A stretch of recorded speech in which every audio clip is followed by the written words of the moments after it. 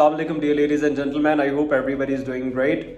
Dear ladies and gentlemen, today my administrator told me that from the last 2 weeks, बहुत से students के कुछ ऐसा मैसेज था कि हमारे पेपर्स होने वाले हैं और हम चाह रहे हैं कि पेपर्स के बाद अपनी प्रेपरेशन का आगाज़ करें, और हम ये भी चाह रहे हैं और हम ये जानना चाह रहे हैं कि हमें बताया जाए कि सबसे ज़्यादा बेस्ट जो टाइम है तैयारी को स्टार्ट करने का वो क्या रह सकता है। इसमें पीएमएल लॉन्ग कोर्स के कैंडिडेट्स भी थे, टेक्निकल क्रेडिट कोर्स टीसीसी उसके कैंडिडेट्स भी थे, इसमें एलसीसी की कैंडिडेट्स भी थी, पाकिस्तान एयरफोर्स के, चाहे वो जीडीपी हो, चाहे वो एरोनॉटिकल इंजीनियरिंग सीएई का हो, चाहे वो लॉ की सीट्स वाले हों, चाहे वो जो हैं वो नेवी के हों, पीएन कैडेट के हों, शॉर्ट सर्विस कमीशन या डायरेक्ट शॉर्ट सर्विस कमीशन वाले हों,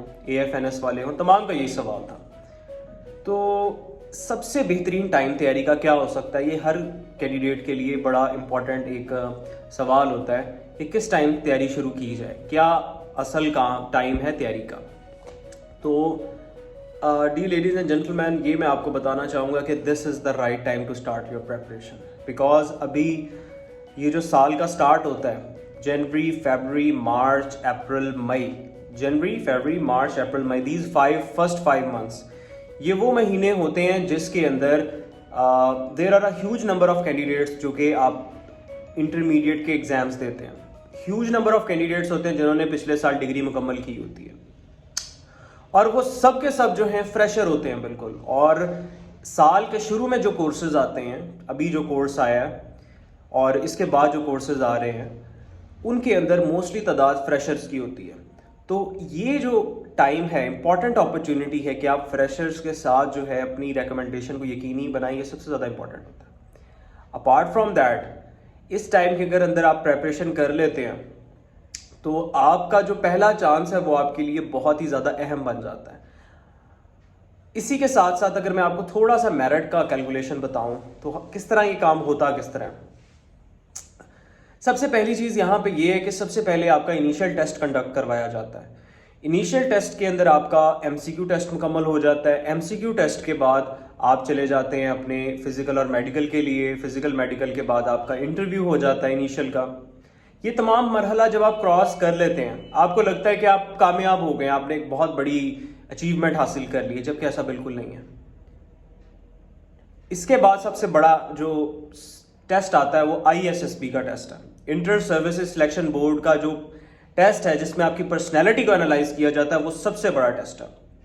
और उसके बाद फिर आपको, जब आप इधर से भी रिकमेंड हो जाते हैं, फिर आपके फाइनल मेडिकल आ जाता है। एंड द पीपल, वो कैंडिडेट्स जो एयरफोर्स की जीडी पायलट कोर्स के लिए जा रहे हैं या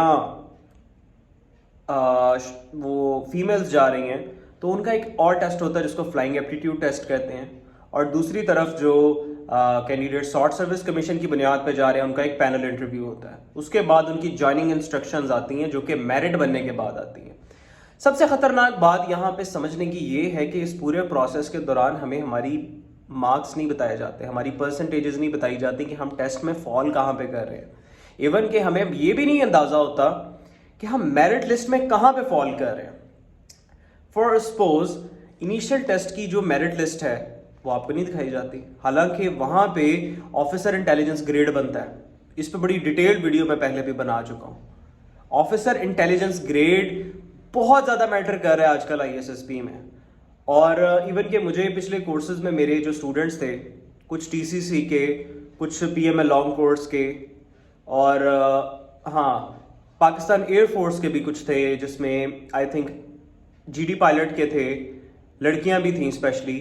आईएसएसबी की कॉल्स ही नहीं आई उनको, आईएसएसबी ने बुलाया ही नहीं। इनिशियल टेस्ट क्लियर है, waiting for the ISSB call, 2, 3, 4, 5 माह वेट किया, नहीं बुलाया। क्यों नहीं बुलाया? इंटेलिजेंस का जो ग्रेड है, ऑफिसर इंटेलिजेंस ग्रेड, वो ठीक नहीं बना। तो officer intelligence grade is the most important thing. हम 50% मार्क्स लेके एमसीक्यू टेस्ट में तो पास हो जाते हैं, बट ज़्यादा से ज़्यादा मार्क्स लेना, 80-90% मार्क्स को टच करना, ये बहुत इंपॉर्टेंट है। अभी मेरे पास आर्मी मेडिकल जो कॉलेज होता है उसका एक स्टूडेंट एडमिशन के लिए आया एंड ही आस्क्ड मी कि मेरे एक दोस्त हैं, उन्होंने पिछली दफा अटेम्प्ट किया, ही इज हैविंग जस्ट, उनके बड़े थोड़े मार्क्स हैं एफएससी के अंदर जो कि एक मेडिकल कॉलेज के लिए चाहिए होते हैं, उससे काफी कम है, लेकिन वो जो है सिलेक्ट हो गए, ऐसा क्यों है? So the thing here is कि कभी भी कोई एक चीज आपकी मेरिट बनने में असरअंदाज नहीं होती। There are number of things. Officer intelligence grade in initial ISSB के अंदर आपका ग्रेड, आप कितने स्ट्रांगली रिकमेंड हो रहे हैं आईएसएसबी से मैटर करता है। उसके बाद आप फ्लाइंग एप्टीट्यूड में टेस्ट में कितने मार्क्स ले रहे हैं, if you are going for GDP, या आप जो है वो ये फाइनल मेडिकल में कितना अच्छा आप फिटनेस पे पास हुए हैं। फिर उसके बाद पैनल इंटरव्यू जो शॉर्ट सर्विस कमीशन वाले, उनमें उनके कितने अच्छे मार्क्स हैं, तमाम मिला के इसमें आपकी एफएससी की परसेंटेज काउंट होती है इंटर की, वो मिला के आपको मेरिट एक बनाया जाता है और फिर आपको रिकमेंड किया सिलेक्ट किया जाता है या नहीं किया जाता। तो it is not a very simple process, you have to work hard for it. कम से कम जो मैं किसी भी कैंडिडेट को मशवरा देता हूं तैयारी का, वो कम से कम 3 से 6 माह तो है ही है। अब हमारे यहाँ पे क्या नोशन बना हुआ है कि जैसे ही टेस्ट की डेट्स अनाउंस हुई हैं तब अप्लाई करो, तैयारी शुरू कर दो।